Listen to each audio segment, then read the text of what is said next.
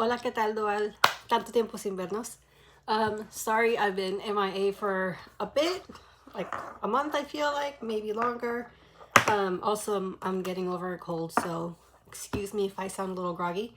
As you guys all know, my alt group is BTS, so with their comeback and then with the concerts and going to Las Vegas, and the festa, I have been a very busy army, but now I'm back with our boys of Santos Bravos.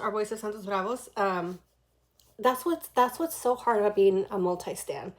And don't ever let anybody tell you you can't be a multi-stan, you can't stand multiple groups. You can listen to all the groups you want to and support them in any way you want to.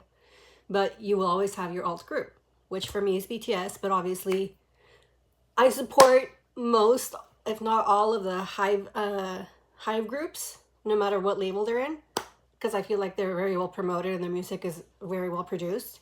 And obviously Santos Bravos are literally our first pop group in like a couple of years, like since I mentioned before, since CNCO and following in the steps of like Menudo. So it's exciting for me as also being like a Latin American to see like Latin representation in the pop industry. So we're back talking about our boys of Santos Bravos. I know there was a lot of things that have happened, so I'm just going to touch on them a little bit. The one thing I did want to talk about was the appearance of Drew and Kaue on Music in My Business. There was like a couple of things that caught my attention when I watched it, so I wanted to touch on that. Also, obviously new things that just happened were announced. Full circle moment, our boys of Santos Bravos are going to be performing with Hyphen in Mexico, because Hyphen is going to Mexico. It's a little bittersweet for me, especially being an engine, because I have been there since the beginning. So seeing our boys finally, obviously we know Santos Bravos covered Bad Desire during their training camp, and now seeing them perform together, we're seeing them doing TikToks with some of the members. But I say bittersweet for me because I feel like Alejandro's finally getting to perform with Hyphen, but Heesung is not there, because as we know, Heesung left the group and has just gone solo. His solo debut just happened a couple days ago. So it's like, I feel like bittersweet because Heesung is my boy. Literally, he's the reason I started watching Ireland and started doing like following Hyphen. All the members are great, but Heesung is like my main guy. And I feel like, as I've mentioned in other videos, Alejandro really models himself after Heesung, because the parts that he chooses to cover from those songs and Hyphen songs that he's done, it's always Heesung's vocal parts, because Heesung's vocal parts are more vocally challenging because he's an ace. He has perfect pitch, so he's always going to be on key, on note, and he can hit like all the ranges from low to high. So I feel like, I mean, he hasn't said it out loud, but the fact that he always keeps bringing up songs, and even when he did his cover in that one radio show, the cover he did was for Moonstruck and it was Heesung's part. I feel like that's kind of like the role model vocally that he looks up to. So it's kind of bittersweet that they get to perform with Hyphen, but Heesung's not there anymore. He's not part of the group. So that was one thing. Also, the latest announcement is that they're going to be in part of like the FIFA World Cup Fan Fest in Nuevo León. Apparently they're special guests by Enrique Iglesias. So that's huge. Like, that's a big stage. Obviously, they're going to be performing at a specific stage. I don't know how many stages there are going to be at the Fan Fest. But the fact that they're even invited to go opens them to, like, another audience. Because, obviously, we're talking about soccer fans. Soccer fans are not focused on, like, pop groups and what's new in, like, the pop world. They're, they're focused on their sport. So the fact that the boys are getting introduced to that, I guess, a demographic. I feel like there's an overlap because there's a lot of soccer fans. They're also like fans of music, but maybe they're not as exposed to pop music as, all of us are. So that's exciting that they're going to be seen like in that type of a stage, like gives them even more viewership, more exposure. And this goes back to a point that I wanted to talk about, and it ties into the Kaue and Drew's appearance in my Music in My Business. They talked a lot about, mostly they asked them about what it was like working with the K-pop concept and bringing it into the Latin pop, how it fits. I love that Jessica was there doing an interview because she was able to communicate a little bit better and like explain some things that maybe the boys didn't know how to explain. And I love that she explained that they brought the K-pop methodology, not like some aspects, because they have to be respectful to obviously the Latin community and the way, you know, the Latin, what's the word I'm looking for? Culture, with the culture and like cultural values and like some things with culture that are different from Korea, obviously. But one of the biggest things that she mentioned is that the main thing that they brought to the Latin regiment that they brought for the training camp was the discipline. Because obviously we know that K-pop idols, we always hear these horror stories of like, oh my god, they start them so young and they're so disciplined, they work them all day. So they did adjust that, but they kept to the discipline, the regimen of like, you have to take vocal classes, you have to take your dance classes, you have to take it seriously, you know, you have to be regimented. I loved that both Kaue and Drew spoke up about that they did appreciate that, and the fact that they had the ability to say like, I'm not comfortable with this, or I'm more comfortable with this now, can we move on to this? And taking the feedback from Jessica, because obviously she mentioned that like she put Drew in his place a couple times, maybe telling him like, hey, be strict, like you gotta work hard. And the fact that she praised Drew's achievements, the fact that he had to go in and like learn the language basically because he was not as fluent as all the other boys. Obviously Kawe the same, but I feel like going from English to speaking Spanish, it is a little harder, which is also why English to speaking Korean is a little harder, whereas Korean and Spanish, it's easier to pick up because they have similar like structure with the sentences. But I did like that they talk about that they did use a lot of the K-pop methodology to train them like with the Latin pop style, but what they focused mostly on was the discipline, to be in discipline and not being like just goofing off. And it's not to say that like Latin artists are lazy, but we do see the differences even with like Western artists, with Western boy groups, like even and why I say Western, I mean like English speakers from the West. So it could be like One Direction, it could be like, if you're old school, NSYNC, Backstreet Boys, it could be like CNCO, you know. They didn't have regimented like, this is the choreography that you're going to be doing on stage. You're going to be it felt like the stages feel a lot more relaxed and a little bit more chaotic because they're just like walking around and maybe interacting with fans and just focusing on their vocals. But the fact that they worked on the K-pop methodology of like, you're going to learn how to sing while you're running to maintain your vocal endurance to be able to do it. I know that in one of I think one of the things that Drew had mentioned was when they were training with like masks to reduce like how much oxygen they got, because if you think about it, when you're in movement and you're dancing and stuff, you don't have the same amount of oxygen coming in as when you're just standing still. So they had to learn how to still be good vocally and have that air control so that when they are doing the choreographies and they're moving, they can still sing and be stable with their vocals. Which is why a lot of people keep saying like they're the best vocal group in Hive, which again, I don't agree with, just because we have seen more of their vocal system and that they're better vocally as other groups because everybody has good vocals. So otherwise they would be sounding off key. And if you actually listen to a lot of other Hive groups, there are a lot of the times they have ballads and they do sing them well. No, they're not doing high falsettos, but that doesn't mean you're not a good vocalist. But back to what I was saying. So I do like that they touched on like that discipline that helped them be better and have them be like better singers and better dancers, because we've seen their growth. Literally, it's been 8 months and they're like professionals. Even from when they debuted to their first official public appearance, they were like leaps and bounds ahead of what we had last seen. So we know that the fact that they're still honing those skills and keeping what they learned, I love that. Another thing that I appreciated, and it touches back to what I kept saying about Kawe during when we were watching the Making the Band, I call it.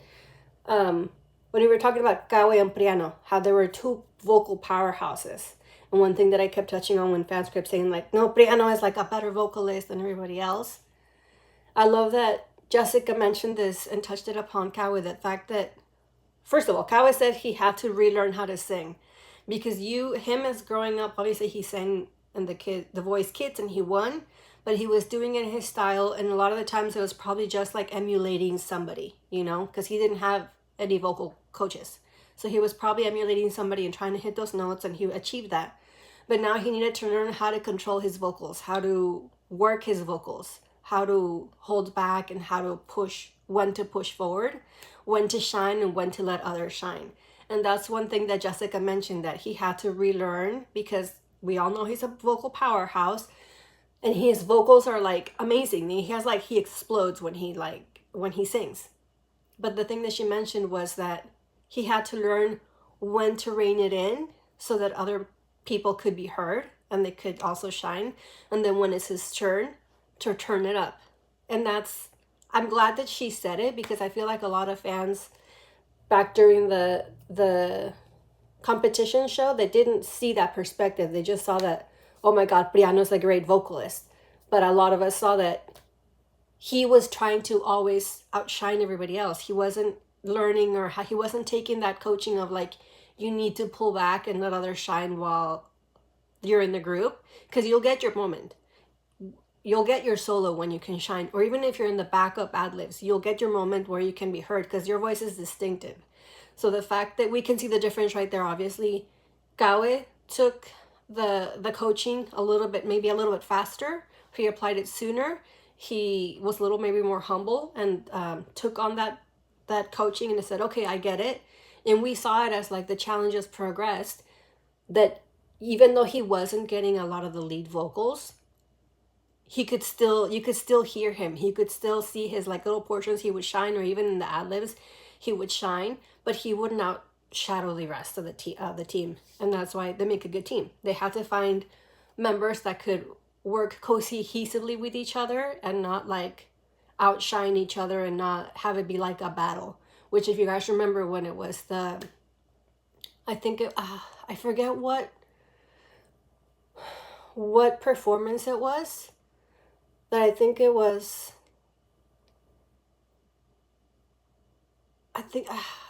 a performance with Priano, and I think it might have been Kaue, that it sounded like a battle of the voices, that they were trying to like out-sing each other. And that's literally what we don't want. We want the whole group to shine as a whole, and then obviously for each member to shine when they get their individual vocals.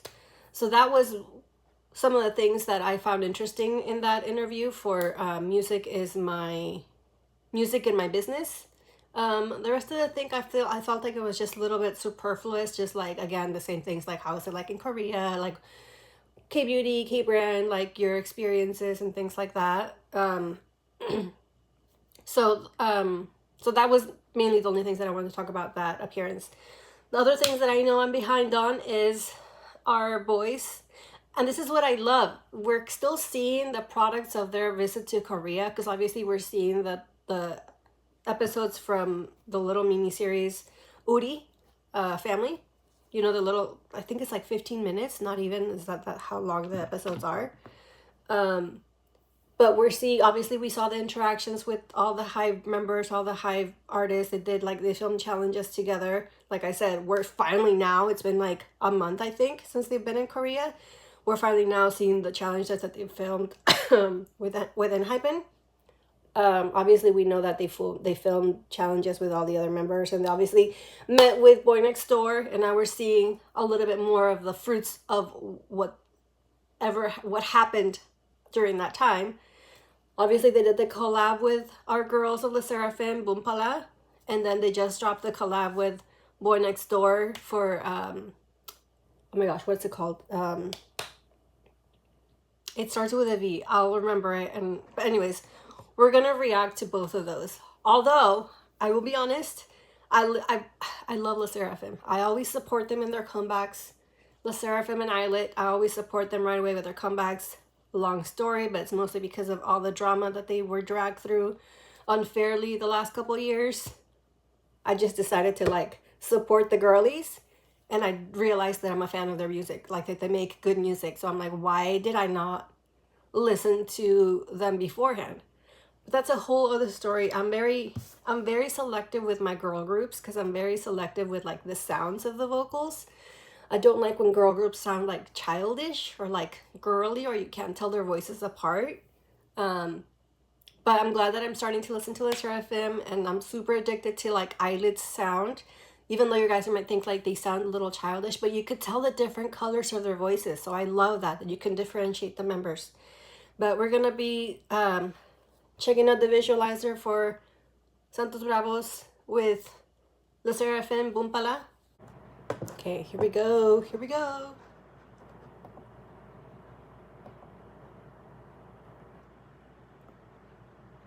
And I love that they sampled Macarena.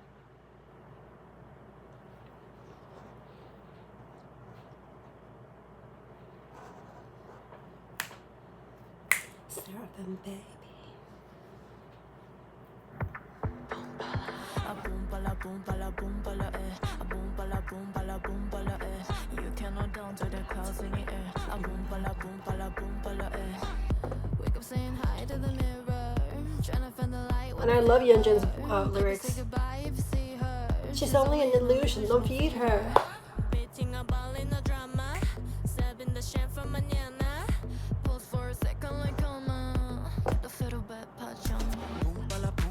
Kaue! Nada que temer. Boompala, boompala, boompala, And Ale's vocals. Nada que temer. The way he sings it like so shy.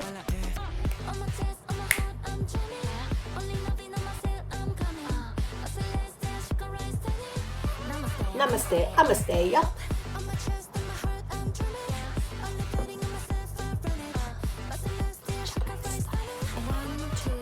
Bye bye. Gabi! Do good, feel good.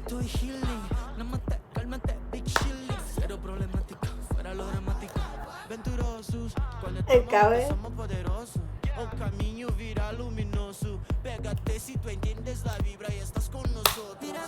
And Kenneth con 40 kilos de autotune.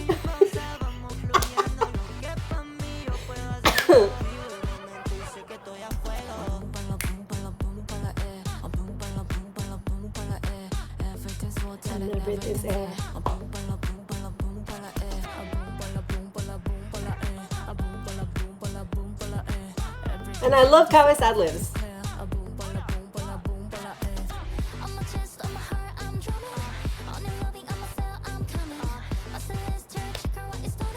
Namaste, namaste, I'ma stay up. Kenneth. 1, 2, 3, bye.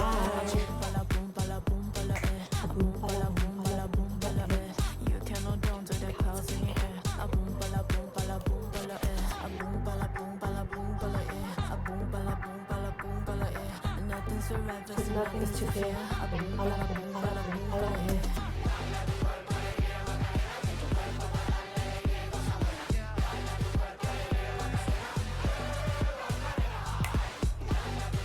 And I can't tell if that's them and also in the backups or if it was his original track.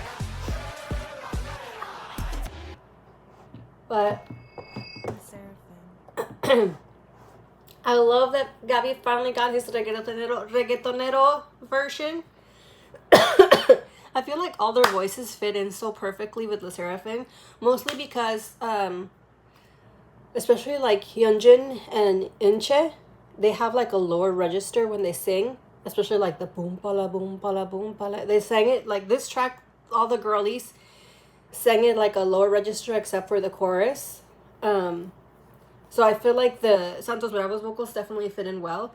I find it like, I feel like Kaue was very natural with his vocals, but Ale was, I can just picture him in the booth just kind of like shrinking a little bit because he feels like very shy, like a boom, bala boom. Or like maybe he was singing so softly that it sounds like he's shy, like nada por siempre, nada que temer, you know? So it just gives me that little shy boy Ale, which we know it's not even the case. And then obviously our boy Gabby coming in with the flow. I love that he finally like did that portion. But then Kenneth with his 40,000 kilograms of autotune. That was hilarious when he said that in the live.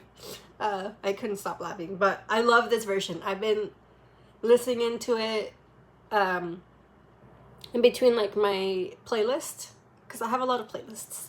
I listen to my boys of BTS nonstop, obviously, but also like sometimes when I take a break, I'm like, let me listen to the girlies of Violet and Sserafim and listen to my boy Santos Bravos. So I love them having like these like collaboration remixes with hype groups. I love that. I'm obsessed with that. Obviously, the first one we got was Kawasaki with a Boys of M Team. Did not expect this collab with Sserafim, but it's also like full circle because they did when it was the K-pop week that Sserafim was in Mexico for their concert. They got to meet them and they did the dance challenge for, oh, what song was it? Was it Crazy or Hot? Because it was before Spaghetti. But anyways, like it's literally full circle with the Hive groups. But now we're going to be looking at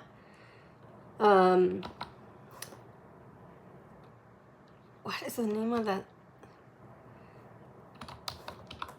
With BoyNextDoor. They literally just dropped. So I haven't listened to the one Viral, duh. I haven't listened to the one from BoyNextDoor, so it's gonna be my first time. I know that I know that obviously it's like a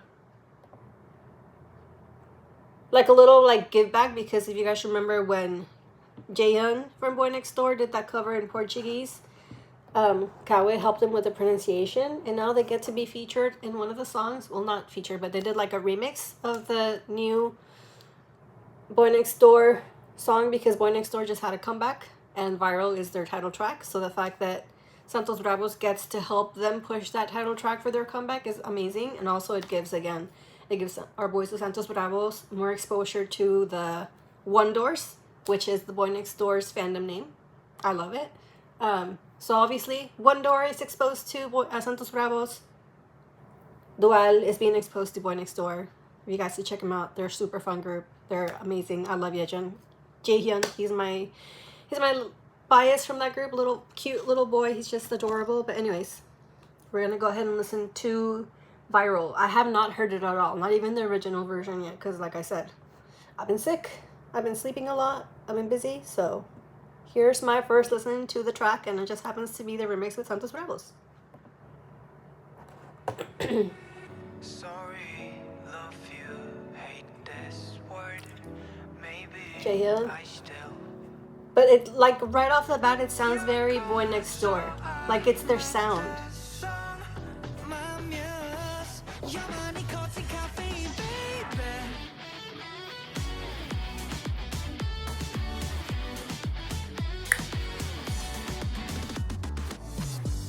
Congress, my baby. 배고프게 놀아줘 꼭 행복해. I wish you'd cry. 따뜻한 안녕 뒷산을 하게 작별해줘. High times to buy. Alright, 넌 알겠지. 멜로디 속 메시지. They have, like, very unique vocals, too.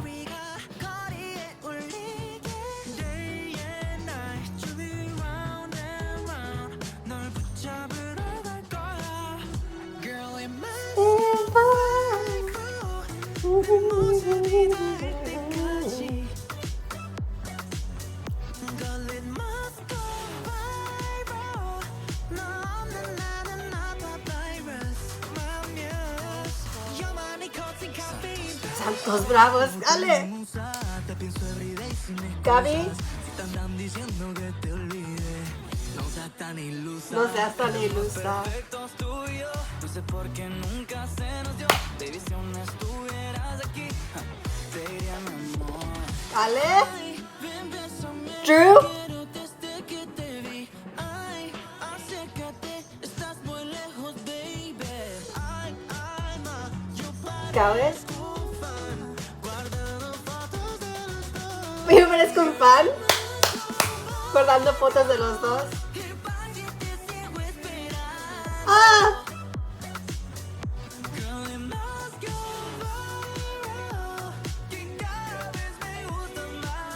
Ale. Yo recuerdo cuando tú te soltaba el pelo.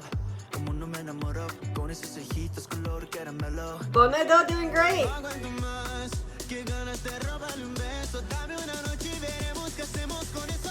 Kaue.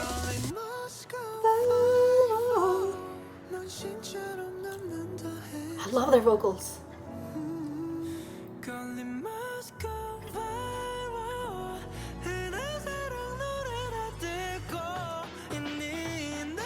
I can't tell you who's who in BoyNextDoor because I still can't.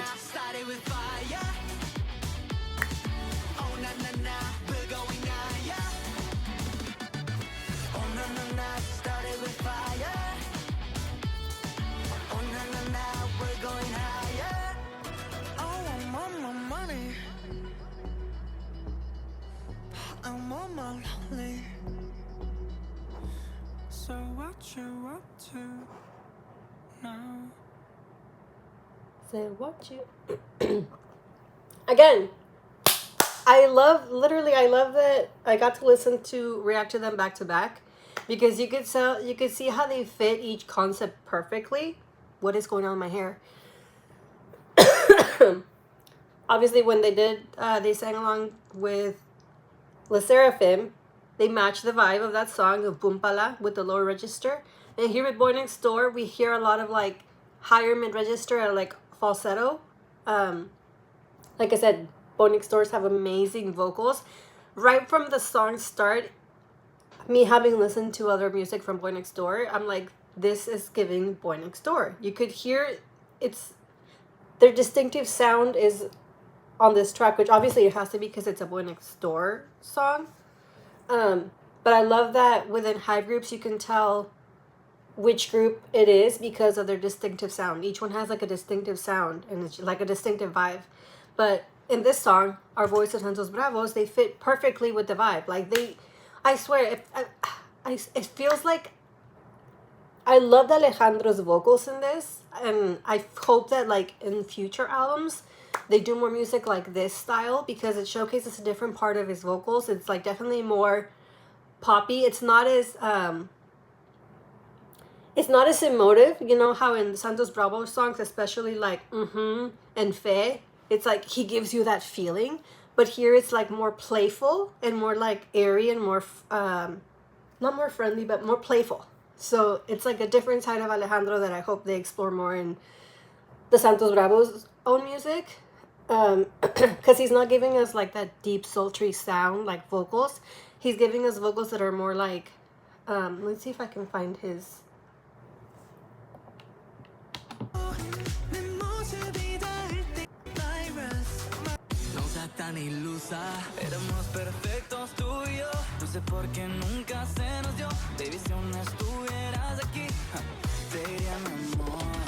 Like I like that it's because he has like backing vocals and it's like a little higher register than he's normally used to singing in the arrangements for Santos Bravos.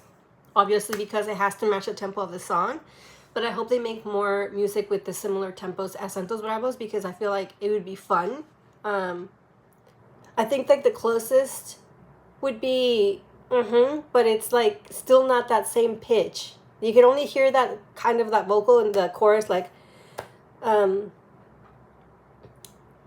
De que no me amas, but that's part of the chorus, you know. I want to hear it more in like the main bridge, the main vocal. Obviously Gabi, he fit in like perfectly with the vocal. Like I love that they matched the vocals of each member with the vocals of the BoyNextDoor members. So it was like a good segue from like BoyNextDoor to Gabi and then to Ale. Like, and the pitch was getting higher. If you guys noticed, it was like BoyNextDoor, Gabi, Ale, Drew, Kaue. Did I miss Kenneth? I know I heard him somewhere, but I forget. I need to re-listen to it because maybe I missed his part. But they blended so seamlessly. Like the vocal arrangements were so good. They got like a nice chunk. Like they got the whole second verse, and then in the outro chorus they blended their vocals. So I love this. I'm definitely gonna add this to my playlist. So sorry for being gone for so long. I don't even know what else I have missed. please let me know what else I have missed. If like I know there's been like a ton of interviews and I can't react to every interview that they do, especially if it's like radio or like podcast or YouTube videos, because there's like way too many to react to all of them. I feel like I try reacting to the ones that are done with like more heavy industry people, like people that are more knowledgeable in this industry, because I feel like they bring out more interesting stories and the facts and like behind the scenes from the boys, whereas other interviews are just more like playful, like get to know their personalities. And I feel like, yes, it's fun to watch them as dual, but it's not anything that you need to like converse with you about, you know, like, because we're just having fun getting to know them and seeing them being silly. But anyways, excited for the stuff that's to come. Obviously, like I mentioned, their collab with Enhypen in Mexico, and then that's in July, I think. And then I think it's tomorrow. Is it tomorrow or sometime this week? It's their appearance at the Fan Fest in Nuevo León. So if you guys go, I don't know if that's gonna be streamed, but if you guys go, please take videos and share them with all of us that are not there. I'm so jealous that I can't get to see all the stuff that they do. Like, literally, like I said before, I had always FOMO with like all the Korean fans that get to see all the fans, all the idols do stuff in Korea. And now I'm jealous of all the Latin American fans that get to see Santos Bravos do all their stuff in Latin America. I'm just waiting until August for them to come to KCON. Hopefully they have like a lot more things planned here in the States come August. Now it'll be like Drew's homecoming, so I hope there's a lot of dual based in LA or duals that are coming to KCON so that we give them a great big welcome. Also wanted to share with you guys,